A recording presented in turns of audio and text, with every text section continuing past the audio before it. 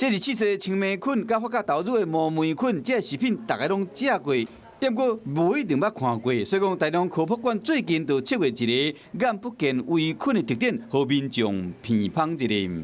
食物里面其实还有一个就是比较严重的问题，就是真菌毒素的问题。因为有些食物保存不好的时候，像我们一般知道花生啊、罐头里面就会有黄曲毒素的产生。测点人讲，微真菌早就已经侵入咱的生活，为日常生活食食甲医疗健康用品拢有本身并无好甲歹之分，甲无同的生物物质甲环境产生作用，才会对人类产生好甲歹的影响。这摆就是要民众看好真。让大家看到这些微真菌，我们是把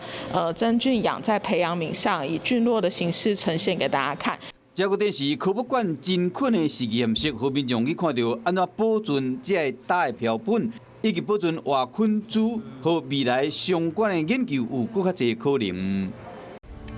我是陈雅玲，想要跟我一起从零掌握天下事吗？赶紧按下华视新闻 YouTube 频道的订阅按钮，开启小铃铛，跟我一起探讨公共议题，给您最专业的华视新闻。